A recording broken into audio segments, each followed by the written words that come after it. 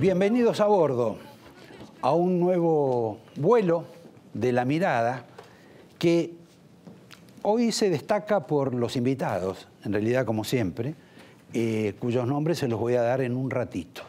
Antes voy a hablarles de un acontecimiento, diría casi inaudito, y que a mi juicio tiene un poder extraordinario la expresidente Cristina Fernández de Kirchner, que en alguna medida, como ustedes saben, generó, motivó, creó una grieta dentro de los argentinos. Por lo menos hay mucha gente que vive peleándose entre kirchnerismo y no kirchnerismo. Situación que ha explotado bastante bien este gobierno. Pero el fenómeno más extraordinario es el que van a ver ustedes ahora, porque ustedes van a ver este video reciente, flamante, último, de Adolfo Rodríguez Sá. Y yo después les explico el significado. La reunión de la militancia nos divide. En consecuencia, el Partido Justicialista quiere informar, queremos informar, que no somos organizadores, no somos anfitriones, no hemos sido invitados, no participamos de ninguna manera. Los dirigentes de nuestro partido y los dirigentes del Frente de Unidad Justicialista que quieran asistir a título personal, es correcto y está bien. Un abrazo afectuoso para todo el pueblo de San Luis. Lo que ustedes han visto es una manifestación de Adolfo Rodríguez Sá en contra de la reunión que su hermano, Alberto Rodríguez Sá, ha organizado esta semana en San Luis. Esto es que Alberto Rodríguez Sá, creyéndose que puede ser una suerte de heredero del kirchnerismo, promueve, abre el monedero, invita a mucha gente del peronismo de todo el país. Pero su hermano no está satisfecho con esa decisión, la reprueba y rompe con su hermano Alberto. Este es un fenómeno, a mi juicio, extraordinario. Acá ya no hay solo diferencias políticas. Acá Cristina ha logrado generar una grieta entre dos hermanos que se reparten el poder en la Argentina desde hace 50 años. Un fenómeno singular. Tan singular como este anticipo, yo diría poco serio, del presidente y de sus dos figuras más importantes dentro de la vida política con cargo público, que son la señora Vidal y Horacio Rodríguez Larreta, que ya han lanzado su reelección. Si esto lo hacía Cristina de Kirchner en la anterior administración, creo que todo el mundo se enardecía. Acá nadie ha dicho nada y hasta les parece correcto. Les parece correcto que con 20 meses de anticipación, 20 meses, el presidente diga que se quiere hacer reelegir y que monte una suerte de campaña en esa dirección, con la provincia de Buenos Aires y la capital federal. Si yo no fuera argentino, fuera un inversor extranjero, tengo plata en la Argentina y tal vez quiero poner más plata en la Argentina, me tengo que preguntar, ¿el presidente no está pensando exageradamente en su propio destino personal, en lo que va a hacer para ganar las elecciones, que nunca son exactamente económicas las decisiones que hace? ¿Me conviene a mí seguir contribuyendo, participando y quizás ganando plata en la Argentina con alguien que toma una decisión tan anticipada? Realmente no tiene mucho sentido. A lo cual se ha juntado, me parece, todo este tema de la propaganda, de la necesidad del gobierno por demostrar que van a ganar, que las encuestas dicen que van a ganar, a pesar de que las encuestas también dicen que no les va nada bien. Pero realmente, ¿tiene sentido haberse pronunciado con tanta anticipación? En rigor, Macri ya tenía también en la cabeza todo este tema de la reelección. Y a propósito de ese espíritu que anidaba en Macri, les voy a recordar y le voy a pedir al director que me pase un video en el cual Mauricio Macri, más joven, recién iniciada la administración del gobierno Menem, le contesta una serie de preguntas a un periodista, un gran periodista que se llamó Carlos Juvenal, que le pregunta lo siguiente, y atiendan ustedes a las respuestas de Mauricio Macri de aquella época, sobre Boca y sobre el presidente. Usted alude a que una dirigencia que está 10 años ya debe renovarse.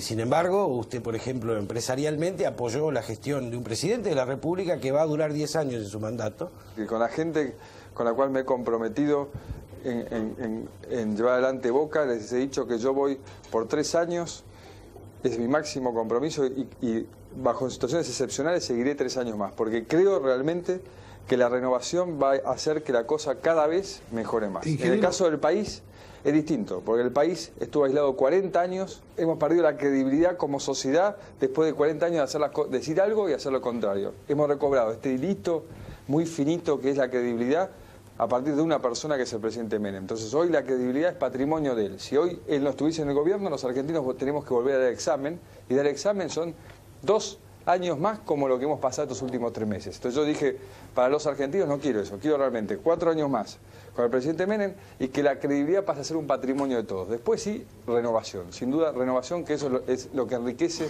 la democracia, la renovación.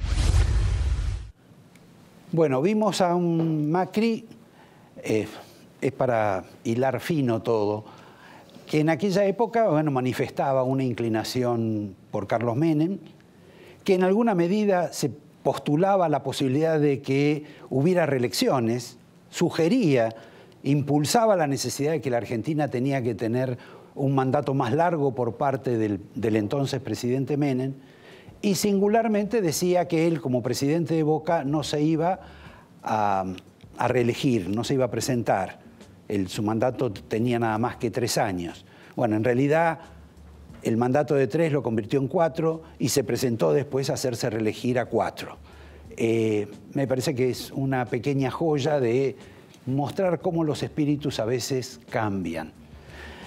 Y a propósito de este intento de reelección de Mauricio Macri, lo hace, claro, a costa de un peronismo que se encuentra en un estado de diáspora, pero no es tan fácil hoy la situación dentro del gobierno, seguramente por los episodios económicos que están ocurriendo y que esta noche los vamos a hablar. Vamos a hablar los políticos con Juan Bautista Joffre, que ya me está mirando del costado, los económicos con alguien que nos puede iluminar en ciertos aspectos, que es el exministro Domingo Cavallo, y por último vamos a tener un invitado, un tributarista, que nos va a explicar sencillamente cuál es la razón por la cual nos hace tanto daño el Estado en materia de impuestos y cómo se puede resolver eso de donde todos los días un señor viene y se nos lleva las 3/4 partes del sueldo. Pero independientemente de eso, dentro del gobierno hay una interna feroz. Y si ustedes quieren ponerle 30 días, 60, 90, a mí me parece que va a haber alguna gente que se va a ir de la administración.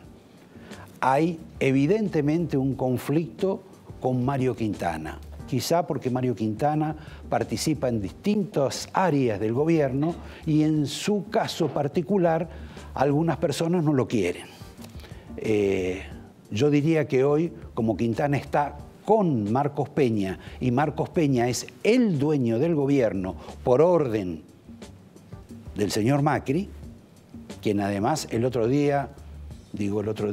sábado se lo ha reafirmado a uno de los aspirantes a tener injerencia en el equipo económico, todo pasa por Peña, mientras Quintana esté con Peña, tiene el cargo asegurado, no aquellos que van en contra de Quintana. También se ha producido un fenómeno dentro del sector más reducido, del círculo rojo del presidente Macri. Como ustedes saben, Macri tenía una suerte de mesa chica de ex compañeros de colegio, algunos que han participado con él en muchísimos negocios, pero eso también eso también desapareció, o por lo menos no tiene la misma característica de poder oculto que tenía antes. Todo está hoy mucho más verticalizado en Macri, porque la autoridad pasa por Macri, porque el personalismo es por Macri, y él entiende que eso es lo que le corresponde. Le corresponde como presidente y como forma, quizá, de manejar un poco más, mejor, la situación del país. Una ligera observación. La observación es que Macri está siendo atacado por los opositores, más allá de que el peronismo esté dividido, parcializado y se maten hasta los hermanos como los Rodríguez Sá, es lo que hemos visto esta noche, que me parece que es un acontecimiento excepcional. Lo atacan a él, lo atacan a personajes como Caputo, Luis Caputo, no el hermano del alma de Macri, el hombre que consigue la plata prestada para la Argentina. Como ustedes saben, Caputo ha tenido algunas declaraciones no del todo felices sobre su pasado económico y financiero. Digamos que hay algún tipo de investigación en la cual hay sospechas de que no fue exactamente veraz en sus declaraciones. Pero dejemos ese punto ahí y hablemos de otras dos personas a las cuales la oposición se va a encarnizar. Una es Quintana, porque Quintana tiene un atractivo particular por su forma de ser para atacarla. La otra persona va a ser la gobernadora de la provincia de Buenos Aires, porque van a tratar de descubrir qué es lo que hace la gobernadora en la provincia de Buenos Aires. ¿Cómo es su gestión? Si su gestión es buena o no es buena, en qué contribuye. Las críticas van a ser grandes. Yo le pongo un título, si fuera periodista, estuviera en un diario, se va a iniciar la Heidifobia, como en unos cuentos esos infantiles de Heidi. Bueno, la Heidifobia sobre la gobernadora de la provincia de Buenos Aires. Suspendo este capítulo para hablar de las ventas, porque el gobierno argentino tiene como una especie de predilección por desprenderse de algunos activos, de activos físicos como terrenos, instalaciones, que en este caso corresponden o están vinculados a las fuerzas de seguridad o a las Fuerzas Armadas. En el caso, por ejemplo, de la policía montada, ustedes saben que a la altura de Palermo hay una escuela de policía montada, un lugar realmente muy agradable, simpático, mucho verde, cotizadísimo. El propósito del gobierno es que la policía montada que está allí cambie de lugar, se vaya a otro sitio. ¿Y qué va a ir a ese lugar? Bueno, ese lugar se va seguramente a pegar a otros tipos de edificios que están en las inmediaciones y cuya cotización, como ustedes saben, es la más alta de la capital federal. Otro tema vinculado a la venta de activos, de terrenos, de hectáreas, es la liquidación de Campo de Mayo, el centro, digamos, del ejército argentino en algún aspecto, donde va a ser también liquidada por lo menos una parte. Y como no alcanza o no va a ser suficiente lo que ingresen por esas ventas, hay otro proyecto para vender las instalaciones militares del ejército en Córdoba. Esto es, tratamos de vender todo lo que se puede para ver si, bueno, si se baja el déficit fiscal. Voy a seguir con una historia que es una historia de tipo judicial. Es el caso del juez Rafecas. Como ustedes saben, el juez Rafecas estaba siendo cuestionado en el Consejo de la Magistratura por el episodio del caso Nisman, por la velocidad con que él liquidó el tema Nisman en tiempos de Cristina de Kirchner. Mucha obsesión, porque había mucha crítica por esa velocidad, y mucha gente descontaba que iba a ser suprimido como juez. Pero hubo algunas negociaciones con algún colorido miembro del gabinete de Macri, mejor dicho, de Macri no, de Rodríguez Larreta, pero con acceso directo a Macri. Seguramente le dijo, mirá que conviene mantenerlo a este hombre, y arreglaron que lo que iba a ser una sanción de expulsión terminó siendo un mínimo castigo de que pague medio sueldo de un mes. Él tendrá que contribuir como una especie de probation de medio sueldo de un mes. Pero la historia acá es mucho más interesante, porque los que habían dicho, los que crearon la situación, los que dijeron que iban a ejecutarlo a Rafecas, eran los radicales en el Consejo de la Magistratura. Y en este caso los radicales eran dos los representantes que hubieran noqueado a Rafecas. El caso de Mario Negri y el caso del ex gobernador Rosas. ¿Por qué era la inquina con Rafecas? Porque Rafecas investigó, generó toda una situación judicial, una causa que apuntaba primero al presidente de la Rúa y luego a un importante montón de senadores de la Argentina, con lo que se llamó la causa Banelco, que después de muchos años de litigio quedaron apartados, tanto de la Rúa como todo el resto de los acusados, que decían que habían cobrado para aprobar una ley de flexibilización sindical, que era la denuncia que había planteado Moyano a través de su abogado. Todo esto que había sido reflotado obviamente por algún interés empresario con el expresidente Néstor Kirchner, terminó, digamos, con la gente en libertad. Pero para los radicales fue una cuestión muy desdorosa, por dos razones. Primero, nunca nadie entendió por qué, si era cierto que se le había pagado a los senadores, no se le había pagado a los diputados, que habían aprobado el mismo proyecto. Algo rarísimo, porque si había coima para unos, tenía que haber coima para otros. El segundo tema estaba relacionado con que se eligió particularmente la investigación sobre algunos senadores, cuando fueron muchos los que firmaron, los que aprobaron. ¿Por qué eligieron nada más que a 8 o 10 y apartaron a los otros, si el reparto de dinero en todo caso había sido igualitario? No me hagan hacer nombres de los que estaban y los que no estaban, porque en realidad estaban todos. Pero ese episodio tiene una situación todavía más grave, que es la de un senador radical. Porque en ese combo de senadores peronistas apareció también como acusado por recibir plata un senador radical que se llamó Genú.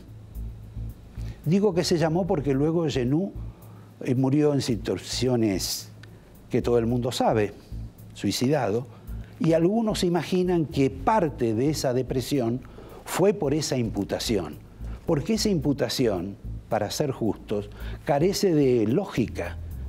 ¿Por qué un senador radical, el único, iba a recibir plata de su propio partido radical cuando la ley tenía que ser aprobada por los peronistas? Este fue un dilema que nunca pudo ser resuelto, que nunca se entendió por qué se mencionó y que finalmente sobre su cajón los radicales juraron que iban a tener algún tipo de venganza, aunque fuese política o judicial, con Rafecas. No ocurrió. Nadie ha dado la explicación. Me quedan varios temas, pero la verdad es que mejor les recuerdo quiénes tenemos esta noche. Tenemos acá al señor Joffre, Juan Bautista Joffre, con quien vamos a hablar sobre esto que pasó. Como dice el gobierno, ¿fue lo peor y va a venir lo mejor? Realmente es un intríngulis. Tenemos a otra persona controversial, pero técnicamente inobjetable, el exministro de Economía, Domingo Cavallo. Algunos piden que haya un Cavallo como ministro de Economía, otros piden que haya un plan tipo Cavallo como dirección del proyecto económico que no tiene la administración de Mauricio Macri. Vamos a ver lo que nos dice él al respecto. Y por último lo que les había anunciado.